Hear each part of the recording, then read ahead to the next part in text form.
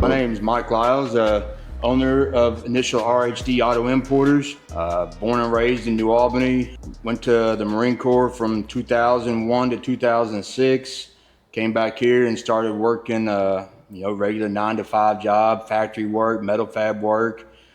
Did that until 2023, 2024. I just got tired of it. I was done, I knew I loved these cars. I've always been big into the automotive industry. The JDM scene is great. And we didn't have anything in the area like it. So what's the story behind Initial D, and how did the business start? And why focus on the JDM imports? Well, Initial RHD, the business. Oh, okay, RHD. Initial RHD. See, Initial D, it's like a cult classic comic, video game, show. Okay. It's a whole cartoon thing. So Initial D is copyrighted. Okay. I can't use Initial D, but Initial RHD. RH, little R, little H. Yeah, Initial RHD, right-hand drive, that's not copyrighted. Yeah. Little play on words, And it makes sense with the importers being on the right hand. Why do you focus on the JDM, like the imports versus American cars? Whenever you see a JDM car, it doesn't matter. It doesn't matter if you're sitting next to a Ferrari. It doesn't matter if you're sitting next to a Lambo, some 911s.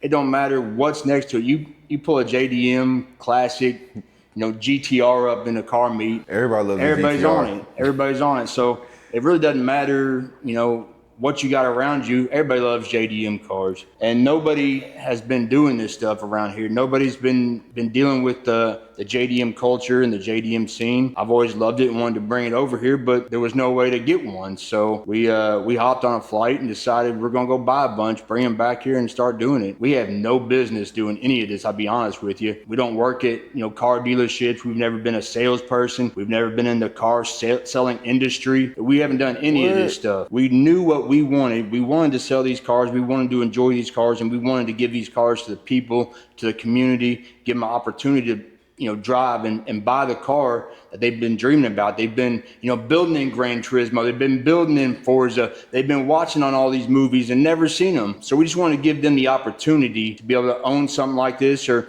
even if you can't own it, at the time, if you just want to come in and hang out, check out the cars and see your dream, we're all about it. We just decide we're going to do it. How do you source your cars? Do you personally go to Japan to pick them? And what do you look for? So yeah, we actually go to Japan ourselves. We'll go over 3-4 times a year. We'll get a stockpile set up, go over there, inspect them, make sure there's no rust is our biggest thing. No rust. We can put a motor together. We can put a transmission in. We can do diffs and stuff like that. No problem. But when it comes to rust, you can just dive in so deep on that, and then you're way upside down. And then, customers are mad because you have rust. No rust is a guarantee for us. We do not mess with rusty vehicles. Part of the problem is it also drives up some of the costs because they are so clean. But we'll go out to Japan. We'll source the cars. We'll travel the country for a couple of weeks at a time, get them back to our partner over there, and then ship them back. And is that a costly process? Like, you have to get into details about the imports, but say somebody just wanted one car to get it imported for themselves.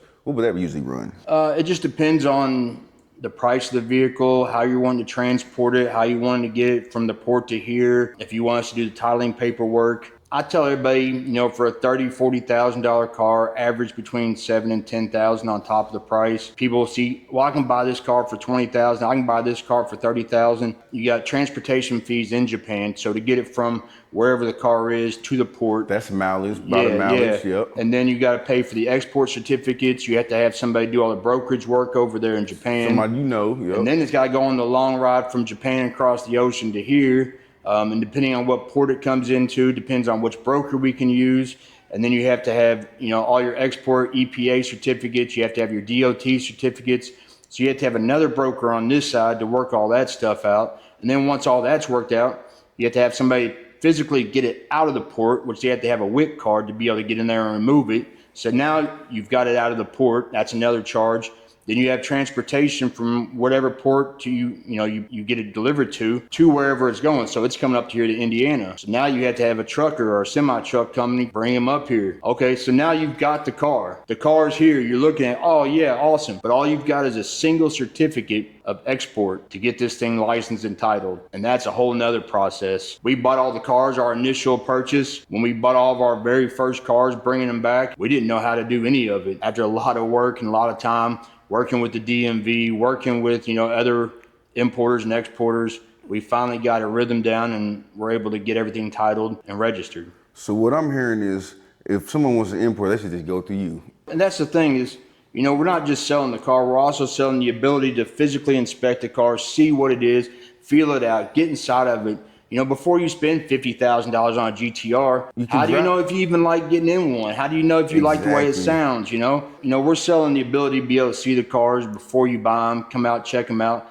It's a scary thing to send some dude in Japan, you know, $30,000, $40,000, $50,000, not knowing who it is, not being able to tell what the car is, and then wait 3 months to get it. 3 months is a long time. It's a long time, and you're sitting there worried the whole time, and then you have all the other stuff to figure out after that. If you want to do it, we help people all the time, you know. If somebody wants to do it themselves, I don't mind to help out. You know, if I can help somebody get their dream car over here, I don't mind. I'll help you walk through some of the trials and tribulations that we've had setting this up, but it's a pain in the ass. Yeah. Another part of what we're selling is the ability to not deal with any of that. What are some of the most popular or rare JDMs that you've imported? So we've got a black one that we just sold yesterday morning. It came directly from the owner Garage Active, north of Owner Garage, which is like one owner? It's a company in Japan called Garage Active. They do custom GTR body kits. They make all the carbon fiber wide bodies. So they're big in Japan. Yeah, they're huge. It is a one owner car. We brought it back, 2.8 stroker kit. It's got the 6-speed Geiken sequential transmission.